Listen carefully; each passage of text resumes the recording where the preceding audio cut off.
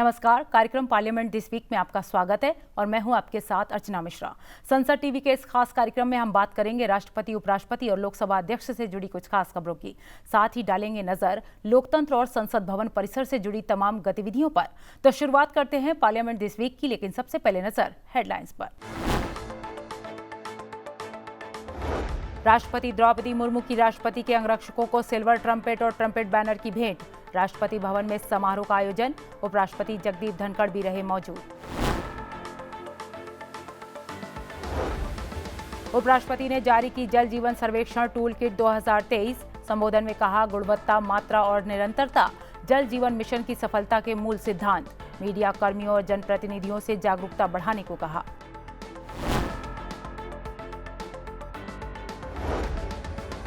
उपराष्ट्रपति का ब्रह्म कुमारी संस्थान के वार्षिकोत्सव में संबोधन, कहा, भारत का नागरिक होना गर्व की बात। मीडिया भारत के नवनिर्माण में करे सहयोग। ब्रह्म कुमारी संस्थान से सभी को सीखने की जरूरत।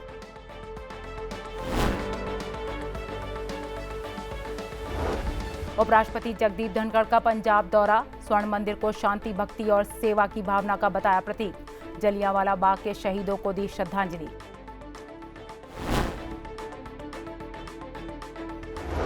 लोकसभा अध्यक्ष ओम बिरला ने दिवाली, छठ और भैया दूज की देशवासियों को दी शुभकामनाएं। संसदीय क्षेत्र कोटा बूंदी में भैया दूज पर शहीदों की वीरांगनाओं ने बांधा रक्षा सूत्र। कार्यक्रम में बढ़ते आगे। राष्ट्रपति द्रौपदी मुर्मू ने राष्ट्रपति के अंगरक्षकों को सिल्वर ट्रम्पेट और ट्रम्पेट बैनर प्रदान किया। इस मौके पर राष्ट्रपति भवन में समारोह का आयोजन किया गया। इस मौके पर उपराष्ट्रपति जगदीप धनखड़ और कई गणमान्य हस्तियां मौजूद रहीं। कार्यक्रम का आकर्षक रंग बिरंगी रोशनी में अंगरक्षक दल के घोड़ों का कौशल रहा। इस दौरान प्रेजेंटेशन परेड हुई, जिसके बाद एक ऑडियो विजुअल प्रेजेंटेशन हुआ, जिसमें इस कार्यक्रम के इतिहास और महत्व को बताया गया। बता दें कि राष्ट्रपति के अंगरक्षक पीवीजी भारतीय सेना की एकमात्र ऐसी सैन्य इकाई है जिसे राष्ट्रपति के सिल्वर ट्रम्पेट और ट्रम्पेट बैनर को लेकर चलने का विशेष अधिकार है।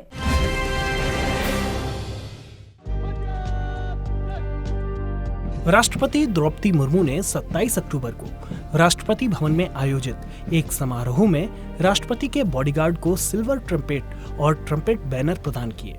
इस समारोह में उपराष्ट्रपति जगदीप धनखड़ के अलावा कई गणमान्य लोग भी मौजूद रहे। Silver trumpet and trumpet banner to the president's bodyguard.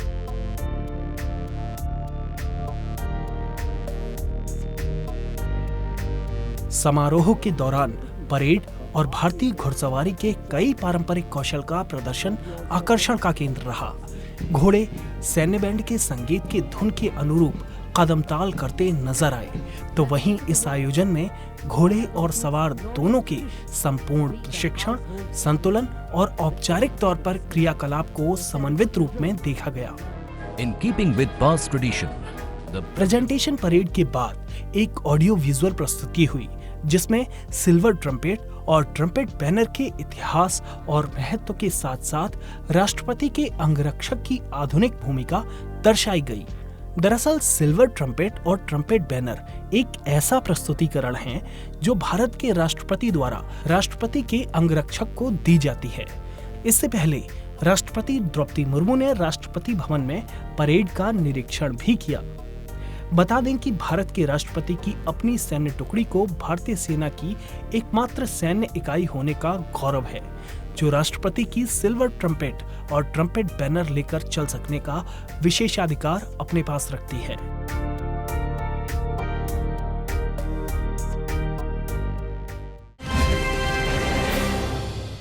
उपराष्ट्रपति जगदीप धनखड़ ने दिल्ली में जल जीवन सर्वेक्षण टूल किट 2023 जारी की। उपराष्ट्रपति ने पिछले 3 सालों में जल जीवन मिशन की प्रगति की सराहना की। साथ ही उम्मीद जताई कि ये मिशन तेजी से हर घर में नल से जल के कनेक्शन के लक्ष्य को हासिल करेगा। उन्होंने कहा कि ये 2023 तक स्वच्छ पेयजल सुनिश्चित करने के लिए दुनिया भर के देशों के लिए संयुक्त राष्ट्र की ओर से निर्धारित सतत विकास लक्ष्य से काफी पहले होगा। सरकार जल जीवन सर्वेक्षण में सर्वश्रेष्ठ प्रदर्शन करने वाले राज्यों और केंद्र शासित प्रदेशों को पुरस्कार देती है, जिसका मकसद जल जीवन मिशन की प्रगति की निगरानी और राज्यों के प्रदर्शन का आकलन करना है। पुरस्कार राज्य और जिला स्तर पर मासिक, त्रैमासिक और वार्षिक आधार पर दिए जाएंगे। उपराष्ट्रपति जगदीप धनखड़ ने जल जीवन मिशन की सफलता के लिए गुणवत्ता, मात्रा और निरंतरता को मूल सिद्धांत बताया। उन्होंने इस जन केंद्रित कार्यक्रम के कार्यान्वयन के लिए एक मजबूत और विश्वसनीय जवाबदेह तंत्र सुनिश्चित करने का आह्वान किया।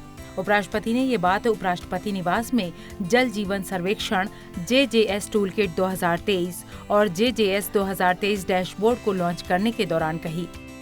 उपराष्ट्रपति ने अपने संबोधन में उम्मीद जताई कि जल शक्ति मंत्रालय की ये पहल योजना में पारदर्शिता और जवाबदेही सुनिश्चित करने के लिए एक महत्वपूर्ण माध्यम साबित हो सकती है। India is witnessing a growth system which we never imagined, be it infrastructure or meeting needs of the common man. And therefore, we must always believe in positivity and contribute our might as much as we can. I expect all public representatives at the village level, at the panchayat level, at Jila Parishad level, in the legislature or in the parliament, NGOs and all others to ensure this program becomes a success. And if there are some deficiencies, their intent should not be to criticize, but to secure a mechanism whereby the same can be plugged. उपराष्ट्रपति ने कहा कि जल शक्ति मंत्रालय द्वारा tool kit का विकास राज्यों और केंद्र शासित प्रदेशों को मूल्यांकन मानदंडों को समझने में मदद करने के लिए किया गया है। उपराष्ट्रपति ने पिछले 3 सालों में जल जीवन मिशन की प्रगति की सराहना की। उन्होंने भरोसा जताया कि हर एक ग्रामीण परिवार में जल्द ही नल के पानी का कनेक्शन उपलब्ध होगा। When I had discussion with the Honorable Minister, his passion was reflected, and it was in the shape of mission. No one can be more alive to the need of this than from the person who comes from Rajasthan and from that region.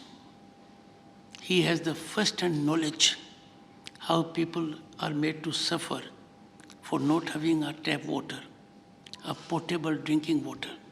And therefore his emphasis that functional water supply has to meet 3 fundamental barriers. They must pass 3 filter tests. 1, quality, quantity and continuity. Each of them carry a great meaning for the person. If you have all these 3 and one is lacking continuity, that you don't have it on daily basis or at the periodic situation which is required, then the purpose is not served. कार्यक्रम के दौरान जल शक्ति मंत्री गजेंद्र सिंह शेखावत और कई गणमान्य लोग मौजूद रहे। उपराष्ट्रपति ने कहा कि भारत ही एक ऐसा मात्र देश है जो विश्व के कल्याण की बात कर रहा है। उपराष्ट्रपति ने कहा कि दुनिया के सबसे बड़े संकट कोरोना काल में भी भारत ने अपने सांस्कृतिक मूल्यों का ध्यान रखते हुए पूरी दुनिया की सेवा की। उन्होंने कहा कि भारत दुनिया की 5वीं सबसे बड़ी अर्थव्यवस्था बन गया है और इसमें कोई संदेह नहीं कि हम जल्द ही एक दशक के अंदर दुनिया की 3री सबसे बड़ी अर्थव्यवस्था होंगे। राजस्थान दौरे पर माउंट आबू पहुंचे उपराष्ट्रपति विश्व प्रसिद्ध दिलवाड़ा जैन मंदिर भी गए, जहां उन्होंने पूजा अर्चना की।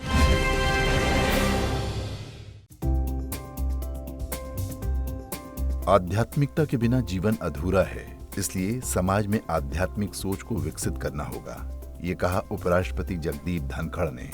उन्होंने राजस्थान के माउंट आबू में ब्रह्म कुमारी के वैश्विक मुख्यालय में आयोजित ब्रह्म कुमारी की 85वीं वर्षगांठ और दीपावली समारोह को संबोधित किया। कार्यक्रम का थीम सशक्त, समृद्ध और स्वर्णिम भारत की ओर था। उन्होंने कहा कि देश में अनैतिकता, अनैतिक आचरण और नकारात्मकता को जड़ से खत्म करने के लिए आध्यात्म की आवश्यकता है। Without spirituality, without what we call that dharma, dharma is beyond religion. Dharma is universal. Dharma is a sense of humanity. Dharma promotes civility. इसकी शिक्षा बहुत जरूरी है और दुनिया में यह काम बखूबी यह संस्था कर रही है। This organization has unparalleled dimension and exemplifies the most valuable aspects and virtues not only of humanity but of entire living beings on the planet. उपराष्ट्रपति ने ब्रह्म कुमारी संस्थान को भारतीय सांस्कृतिक मूल्यों का केंद्र बताते हुए कहा कि विश्व कल्याण और विश्व के सुख के विचार यहीं से निकलते हैं। उन्होंने जलवायु परिवर्तन से निपटने हेतु 20 लाख से ज्यादा पौधे लगाने के लिए ब्रह्म कुमारी संस्थान की प्रशंसा की। Massive plantation of over 2 million saplings is one such illustration how to combat a climate change challenge we are facing. और ये कृत्य किया किसने है? आप और हमने। We have become intolerant of flora and fauna. We have become intolerant of other living beings. हर आदमी सोचता है I must leave a great name by wealth.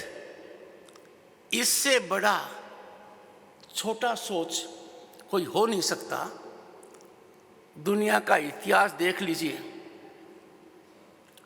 आप उस आदमी का नाम नहीं ढूंढ पाएंगे जिसका नाम हजारों साल पहले आपने वेल्थ की वजह से जाना हो। आपके सामने दृश्य उन लोगों का आएगा जिन्होंने जन कल्याण के लिए आविष्कार किया हो, उन्होंने बड़े संकट में किसी की मदद की हो, परिवार में, समाज में और संस्थागत तरीके से।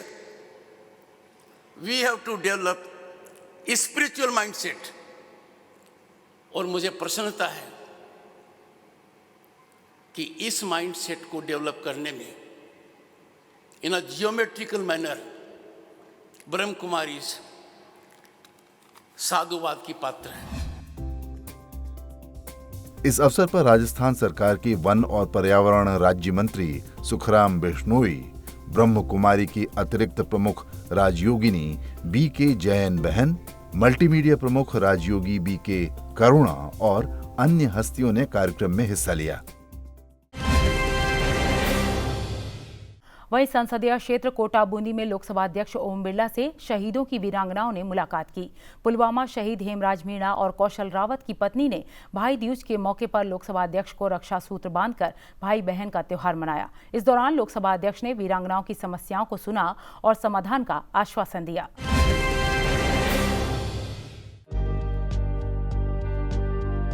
भाई दूज के पावन अवसर पर पुलवामा में शहीद की वीरांगना मधुबाला मीणा और ममता रावत ने लोकसभा अध्यक्ष ओम बिरला को रक्षा सूत्र बांधा। दोनों वीरांगनाओं से लोकसभा अध्यक्ष ने बात कर उनकी समस्याओं के बारे में जाना और जल्द समाधान के लिए आश्वस्त किया। लोकसभा अध्यक्ष रक्षाबंधन और भाई दूज का त्योहार पिछले कई सालों से शहीद परिवारों के साथ मनाते हैं। भ्रातृ द्वितीया भाई दूज कार्तिक मास के शुक्ल पक्ष की द्वितीय तिथि को मनाया जाने वाला हिंदू धर्म का पर्व है, जिसे यम द्वितीया भी कहते हैं। यह दीपावली के 2 दिन बाद आने वाला ऐसा पर्व है जो भाई के प्रति बहन के स्नेह को अभिव्यक्त करता है और बहनें अपने भाई की खुशहाली के लिए कामना करती हैं। वीरांगना ममता राव के पति कौशल रावत और वीरांगना मधुबाला मीणा के पति हेमराज मीणा ने पुलवामा हमले में शहादत दी थी। तो कार्यक्रम पार्लियामेंट दिस वीक में वक्त हो गया है एक ब्रेक का। ब्रेक के बाद भी खबरों का सिलसिला जारी है, बने रहिए। ब्रेक के बाद एक बार फिर आपका स्वागत है। बढ़ते आगे। उपराष्ट्रपति जगदीप धनखड़ ने पंजाब दौरे पर पवित्र स्वर्ण मंदिर में मत्था टेका और लंगर में भी हिस्सा लिया। इस दौरान शिरोमणि गुरुद्वारा प्रबंधक कमेटी के प्रमुख हरजिंदर सिंह धामी ने उनका भव्य स्वागत किया। उपराष्ट्रपति ने स्वर्ण मंदिर की यात्रा को शांति, भक्ति और सेवा की भावना का अविस्मरणीय अनुभव बताया। इस दौरान उपराष्ट्रपति ने जलियांवाला बाग के शहीदों को श्रद्धांजलि दी। साथ ही दुर्गियाना मंदिर और राम तीर्थ मंदिर में परिवार के सदस्यों के साथ पूजा अर्चना की।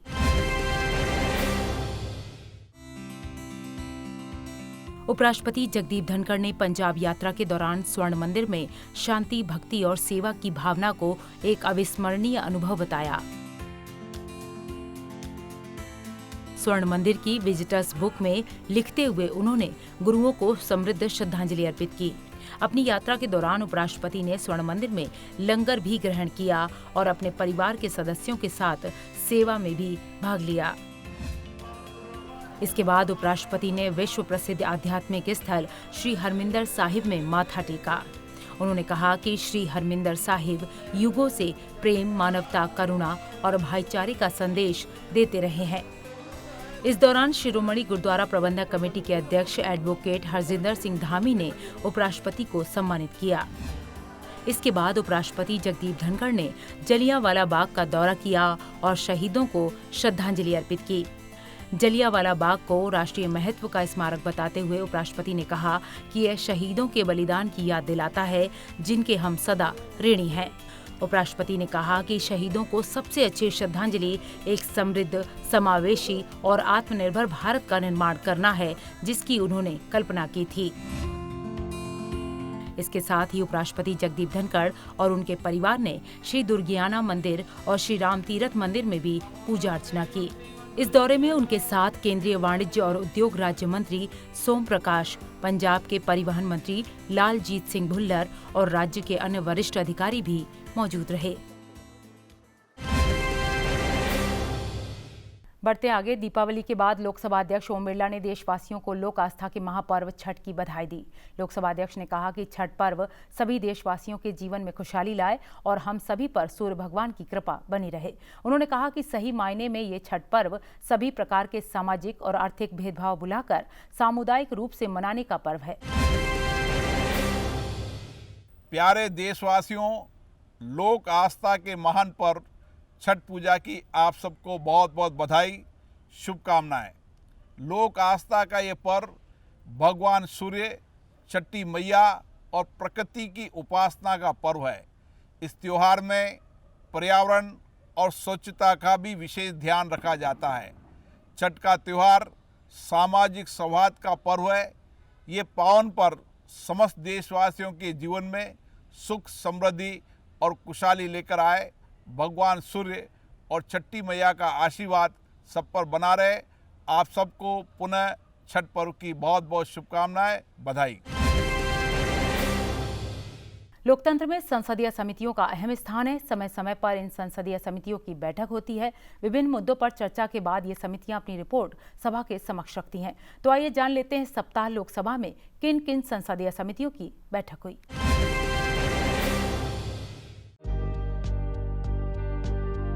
बीते सप्ताह लोकसभा में संसदीय समितियों की बैठकों पर नजर डालें तो 21 अक्टूबर 2022 को लोक लेखा समिति की बैठक हुई। 27 अक्टूबर को रसायन और उर्वरक संबंधी समिति की बैठक हुई। 27 अक्टूबर को ही ऊर्जा संबंधी समिति की बैठक हुई। 27 अक्टूबर को ही श्रम, कपड़ा और कौशल विकास संबंधी समिति की बैठक संपन्न हुई। वहीं 27 अक्टूबर 2022 को ही पेट्रोलियम और प्राकृतिक गैस संबंधी समिति की बैठक संपन्न हुई। तो कार्यक्रम पार्लियामेंट दिस वीक में इतना ही, लेकिन जाने से पहले एक जरूरी बात, आप इस कार्यक्रम को संसद टीवी के YouTube चैनल पर भी देख सकते हैं। हमें आपके फीडबैक का इंतजार रहेगा। अगले हफ्ते फिर मिलेंगे संसद और लोकतंत्र से जुड़ी अहम खबरों के साथ। तब तक के लिए मुझे दीजिए इजाजत। नमस्कार।